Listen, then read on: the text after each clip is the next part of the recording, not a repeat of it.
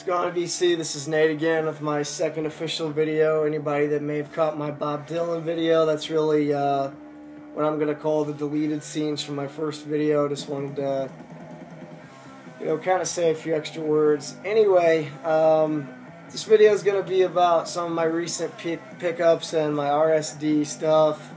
Didn't get a lot of stuff for RSD, but I didn't really plan on it either, but got some good stuff I want to show you.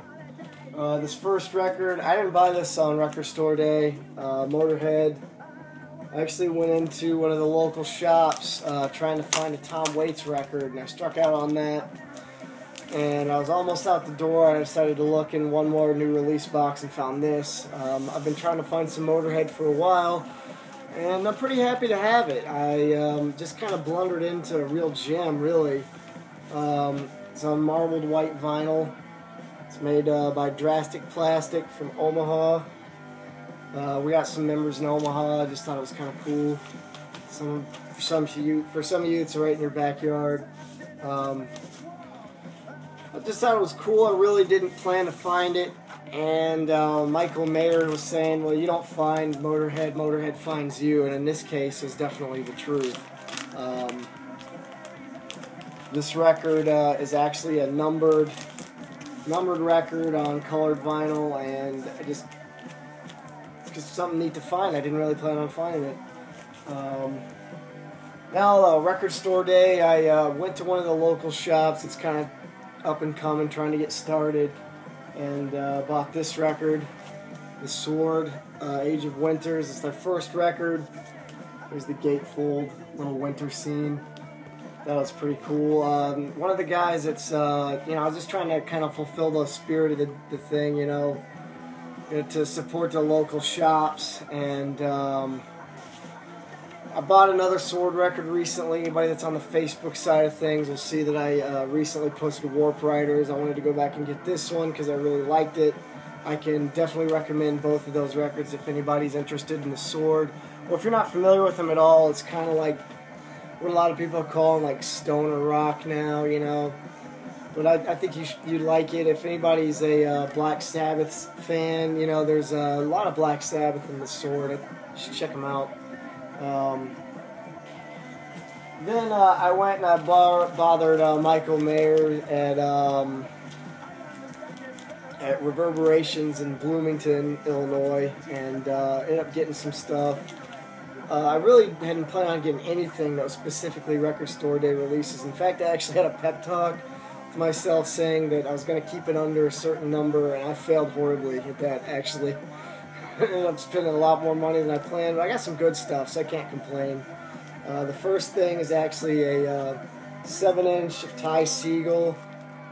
I'll take it out. It's on Goner Records. It's like this. It's actually, I was trying to get rid of it at first, to be honest with you, because it wasn't what I was expecting. It's not exactly like some of his other stuff, but I listened to it again, and I really like it, actually. I think I'm going to hold on to it. That was just kind of a literally by the register purchase. Like, oh, I'll check this guy out. My brother's got some Ty Segall stuff, but I didn't, and I thought maybe I'd try it. And this, I recently bought Goat World Music and found out that for Record Store Day they were going to be issuing some remixes. Run to Your Mama remix on blue vinyl. I like the Rocket label. I like this. I actually really do. I found out about Goat through the VC. I talked about that in my first video, so I won't talk about that too much here. But I decided to try out some more of their stuff. I bought Volume 1. I should have bought them both, but I didn't. I was kind of already overextended by the time I decided to get this. So maybe somewhere down the line I'll decide to pay through the nose and get Volume 2. But for now, I've just got that. Then I went to Reverberations just to hang out and buy one record, which you can hear playing on MP3 in the background, which of course is Nevermind the Bullocks. The record I'd wanted for a long time. I talked in my first video about, at one point being a punk rocker, but the funny thing is when I was into punk rock, I know it's like a cardinal sin somehow, but I actually didn't even like the Sex Pistols. I started liking them later, and now I really like them just musically. I just like their music. And, maybe no matter how old I get, I'll kind of have that whole punk rock edge to me, even though a lot of people disagree. I kind of, just when you get fed up, you're like, fuck this, But it's a record I've been trying to get for a long time, and had somebody snag up a copy of it for me, and I went up to Bloomington and picked it up. Pretty happy to have that. But I got some other stuff that I ended up finding another record that's been on my list for a while, Thriller, which I admit is about as far away from the Sex Pistols as you can get. It's a record I've been wanting to get for a long time, and he had a very good price on it, and the record was in great shape. So I picked it up, so I was able to close, 2 gaps in my record collection I've been wanting to close for a while, which is the Sex Pistols and Michael Jackson. And the other one, more in line with the Sex Pistols and Michael Jackson, Raw Power. I know a lot of these records are records that everybody already had.